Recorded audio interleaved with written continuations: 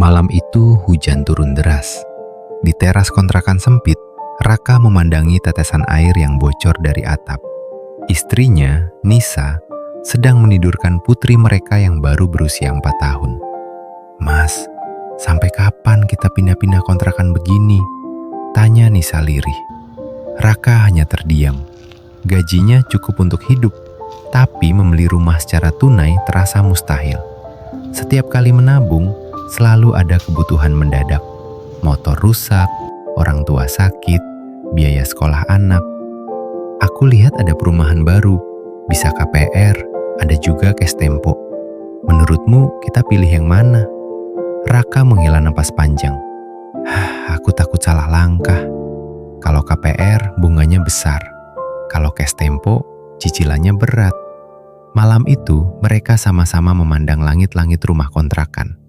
Mimpi memiliki rumah terasa begitu dekat, sekaligus begitu jauh.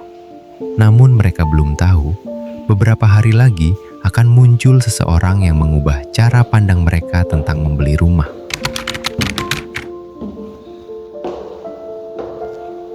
Keesokan harinya, Raka bertemu sahabat lamanya, Denny, yang baru saja membeli rumah. "Aku ambil KPR, Ra. DP ringan, langsung ditempati," kata Denny bangga. Tetapi belum selesai bercerita, wajah Denny berubah muram. Cuma ya, cicilan 20 tahun bikin aku nggak bisa santai. Bonus habis buat bayar angsuran. Beberapa hari kemudian, Raka menemui sepupunya, Bowo. "Aku pilih cash tempo, nggak ada bunga bank." Raka langsung tertarik, namun Bowo tertawa pahit. Masalahnya cicilan cuma 2 tahun, berat banget. Hampir tiap bulan deg-degan. Raka semakin bingung. Di perjalanan pulang, ia berkata pada Nisa, "Yang satu tenornya panjang, tapi total bayarnya besar.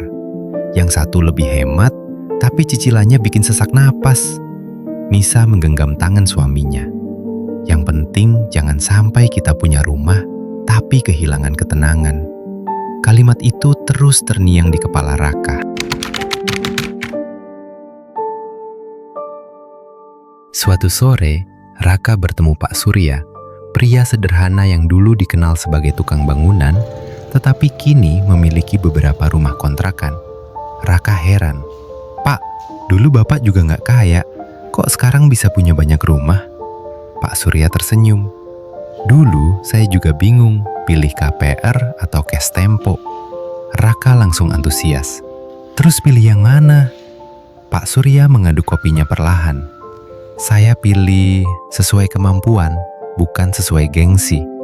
Raka mengernyit. Pak Surya melanjutkan. "Orang sering sibuk menghitung bunga, tapi lupa menghitung ketahanan penghasilannya." Raka mulai berpikir. Pak Surya lalu bertanya balik, "Kalau besok kamu kehilangan pekerjaan 3 bulan, cicilanmu masih aman?" Pertanyaan sederhana itu membuat Raka terdiam. Untuk pertama kalinya, ia sadar bahwa memilih skema pembayaran bukan soal mana yang paling murah, tetapi mana yang paling aman untuk kondisi hidupnya.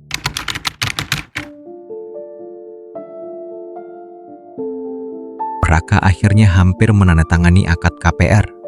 Semua berkas sudah siap. Namun seminggu sebelum akad, perusahaan tempatnya bekerja melakukan pengurangan karyawan.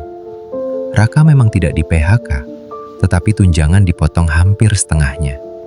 Malam itu ia pulang dengan wajah pucat. "Nis, kalau tadi aku sudah tanda tangan, mungkin kita sekarang panik." Nisa menitikkan air mata. "Berarti Tuhan masih kasih waktu buat mikir." Beberapa hari kemudian, mereka mencoba menghitung ulang keuangan keluarga. Ternyata kemampuan cicilan mereka jauh lebih kecil daripada yang selama ini dipaksakan. Raka mulai sadar. Keinginan memiliki rumah cepat-cepat hampir membuat keluarganya masuk ke masalah yang lebih besar. Namun di tengah kebingungan itu, sebuah kabar mengejutkan datang dari Pak Surya.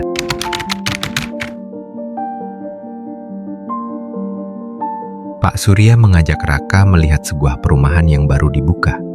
Developer ini memberi fleksibilitas. Kalau penghasilanmu stabil dan cicilan ringan, KPR bisa cocok. Kalau tabunganmu sudah besar dan mampu mencicil singkat, cash tempo bisa lebih hemat. Tapi sebelum memilih, bangun dulu dana darurat. Siapkan DP yang lebih besar dan pastikan cicilan tidak mencekik. Raka baru sadar. Selama ini ia sibuk bertanya, lebih untung KPR atau cash tempo? Padahal pertanyaan yang benar adalah, apakah kondisi keuanganku sudah siap membeli rumah? Plot twist itu menghantam pikirannya. Ternyata masalahnya bukan pada sistem pembayaran, tetapi kesiapan finansialnya sendiri. Rumah bukan sekedar berhasil dibeli, tetapi harus tetap bisa dipertahankan tanpa mengorbankan masa depan keluarga.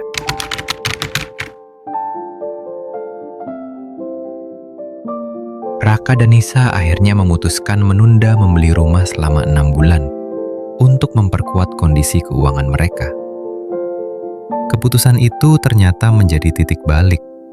Mereka hidup lebih disiplin, membangun dana darurat, memperbesar uang muka, dan memastikan cicilan nantinya tidak melebihi kemampuan. Saat kesempatan membeli rumah datang kembali, Raka tidak lagi memilih berdasarkan gengsi atau sekedar mengejar rumah impian, melainkan berdasarkan kemampuan finansial keluarganya. Hari serah terima kunci pun tiba. Nisa memeluk Raka sambil menahan air mata, sementara Alia berlari riang mengelilingi rumah baru mereka. Raka tersenyum haru. Kini ia benar-benar mengerti bahwa kebahagiaan memiliki rumah bukanlah saat menerima kunci, melainkan ketika setiap bulan ia masih bisa membayar cicilan dengan tenang tanpa mengorbankan kebutuhan keluarga. Ternyata, pertanyaan yang paling penting bukanlah lebih baik KPR atau cash tempo, melainkan apakah kondisi keuanganku benar-benar sudah siap. Namun kebahagiaan itu berubah menjadi pelajaran berharga ketika tetangga barunya datang dengan wajah penuh penyesalan.